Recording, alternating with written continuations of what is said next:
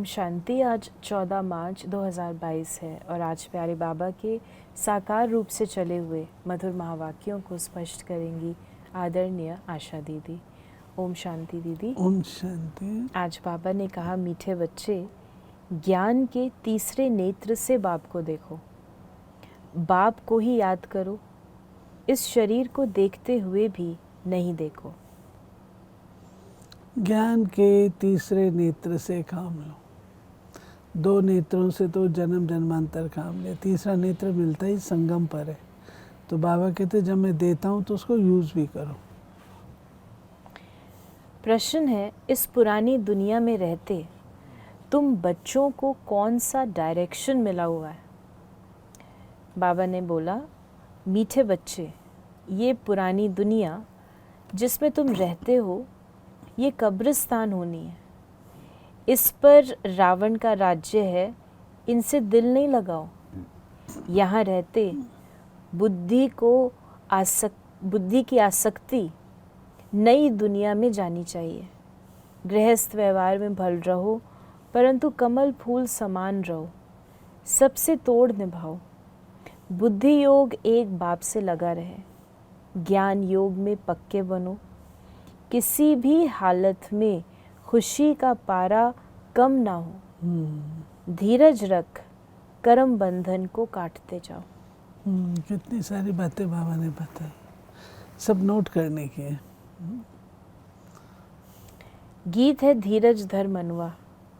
मनुष्य को धीरज धरने के लिए तब कहते हैं जबकि वो दुखी बीमार होता है। यहाँ तो तुम मनुष्य मत पर नहीं चलते, तुम ईश्वरीय मत पर चल रहे हो, सो भी सब नहीं चलते। बाबा देखता है, सभा में देखता है, बाबा के सामने सब प्रकार के बच्चे बैठे हैं। कोई तो है पूरा करते हैं और कोई जो है वो नहीं करते हैं। तो धीरज, बाबा कहते धीरज रखो और सब बीमारियां उथलेंगी परंतु निकल जाएंगी। Hear no evil, see no evil। भल ये आंखें मनुष्यों को देखती हैं, परंतु तुमको तीसरा नेत्र मिला हुआ है जिससे उनको देखना है और उस बाप को ही याद करना है। दूसरा कोई नहीं जिसको तीसरा नेत्र हो, जिससे वो बाप को देख सके। तुम समझो बाप को देखने जाएंगे, बुद्धि में है ये तो आत्मा है ना, तुम आत्मा को देखते हो। जीव आत्मा कहना चाहिए, सिर्फ बहन कहने से आत्मा को भूल जाते हो। यहाँ समझाया जाता है कि तुम इस शरीर को भूल जाओ, अपने को आत्मा समझो और बाप को याद करो। उनको देखो दिव्य चक्षु से। तुम्हारी आत्मा को अब सोझरा मिला है कि हमारा बाप कौन है, कहाँ रहते हैं, उनसे हमको क्या मिलता है। तुम्हारे मिसल दुनिया में कोई भी नहीं जो बाप से वर्षा लेने का पुरुषार्थ करते हो, क्योंकि नॉलेज नहीं है ना। दुनिया में तो कोई भी व्यक्ति ऐसा नहीं है जो कि ये वर्षा लेने का पुरुषार्थ, क्योंकि उनको समझ ही नहीं है, पता ही नहीं है। फिर बाबा ने हम बच्चों को कहा कि अब तुम जानते हो हम ईश्वर से राजाई प्राप्त कर रहे हैं। कोई भी मनुष्य को कोई कब कह न सके कि ये सत्य बाप, सत्य टीचर, सद्गुरु है और सब गुरु लोग हैं। सद्गुरु सत्य बोलने वाला एक ही है, बाकी सब हैं झूठ बोलने वाले। वो सच्ची सद्गति किसको दे नहीं सकते। सद्गुरु की महिमा हम तुम भी नहीं जानते थे। कोई की भी बुद्धि में नहीं आएगा कि वो सत बाप, सत टीचर, सद्गुरु कैसे है। वो तो सर्वव्यापी कह बात ख़त्म कर देते हैं। फिर बाबा कहते हैं कि दुनिया में सत बाप, सत टीचर, सतगुरु। देखिए, बाप, टीचर, गुरु तो बहुत हैं। सत बाप जो अविनाशी हो, सत टीचर जो अविनाशी हो, और सतगुरु जो सबसे ऊंचा हो, अविनाशी हो। वो तो और कोई हो नहीं सकता, क्योंकि दुनिया में है ही सब देहधारी। देहधारी तो शरीर छोड़ते हैं। इस भाव से बाबा जो है वो सुप्रीम है। बाबा ने कहा साधना करते रहते परंतु साधना करने से सद्गति को पा न सके, ये बाप ही आकर धीरज देते हैं। तुम जानते हो बरोबर 84 जन्मों का चक्र लगाया है। हम बहुत दुखी हैं। जब तक सुख धाम का साक्षात्कार न हो तो दुख धाम समझें कैसे। अभी तुम जानते हो ये दुख धाम है, अल्पकाल का सुख है। इस अल्पकाल की राजाई में कितनी खुशी होती है। समझते हैं गांधी ने राम राज्य स्थापन किया, परंतु नहीं, ये तो और ही तीखा रावण का राज्य बन गया है। फिर बाबा ने कहा कि प्रदर्शनी में भी ये दिखाते हैं कि कैसे दुख की दुनिया को हटाए सुख की दुनिया बना रहे हैं। आखिरीन सब सुनेंगे तो सही ना। एक तरफ माया सबके गले घुटती रहती है, दूसरी तरफ बाप अपनी पहचान देते रहते हैं। अब तो ढेर मनुष्यों को आवाज़ पहुंचना है। जितनी जितनी महिमा निकलेगी तो फिर अखबारों में भी ज़ोर से पड़ेगा, फिर बहुत आएंगे। ये मेहनत है। बाबा ने कहा बौद्धि धर्म की एक स्पीच से 60-70 हज़ार बौद्धि बना लिए। यहाँ तो मेहनत है। देखिए, इसमें फ़र्क पड़ता है। एक होता है केवल नाम जाप करना, अडॉप्ट करना। एक होता है अपने ऊपर मेहनत करके उस सारी चीज़ों को जो अप्रोप्रिएट नहीं है उनको निकालना। तो उसमें तो मेहनत है ना। बाबा ने कहा कि तुम बैठे हो ये शरीर छोड़ने के लिए। लिया है तो छोड़ने। कहाँ पुराना शरीर ख़त्म हो तो हम वापस बाबा के पास जाएं। दिल लगी बाप के साथ और नई दुनिया के साथ तो पुरानी दुनिया का क्या काम की। ये तो पुराना कपड़ा है, इससे वैराग आ जाता है। सन्यासियों को वैराग आता है घर बार से। फिर बाबा ने हम बच्चों को कहा कि ज्ञान मिलता है कि पुरानी दुनिया से वैराग करो।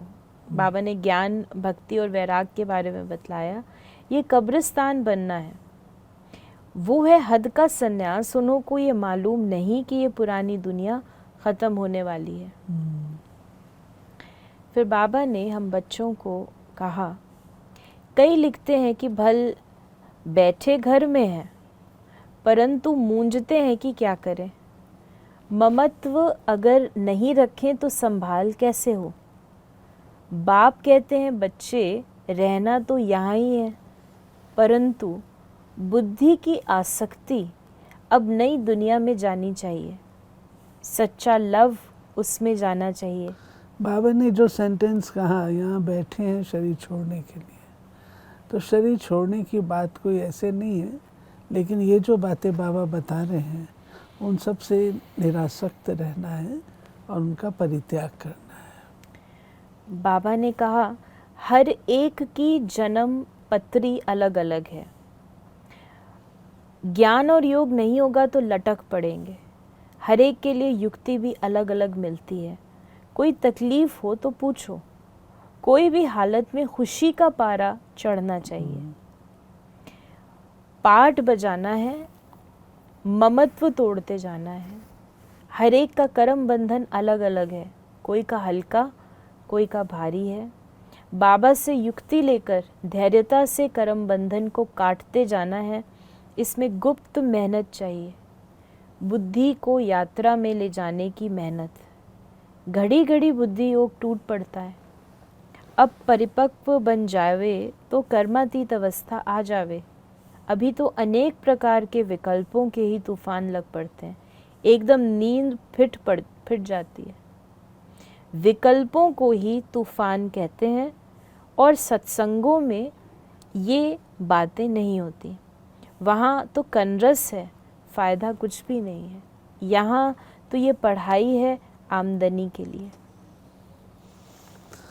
ये बाबा ने शुरू में बताया ना कैसे एक लेक्चर से इतने बन जाते हैं। तो बाबा ने कहा यहाँ कन रस नहीं है, यहाँ पर पढ़ाई है। पढ़ाई माना उस जीवन बनाना है। बाबा ने कहा खुशी का पारा तब चढ़ेगा जब दान करेंगे। जिसके पास धन हो और दान न करे तो उनको मनहूस कहा जाता है। यहाँ फिर ऐसे नहीं है, जिनके पास है वो तो देते रहते हैं, नहीं तो समझेंगे इनके पास धन ही नहीं है। पता धन दान करना चाहिए, ज्ञान धन दान करना चाहिए। जितना धन दान करते हैं उतना ही बढ़ के वापस आता है।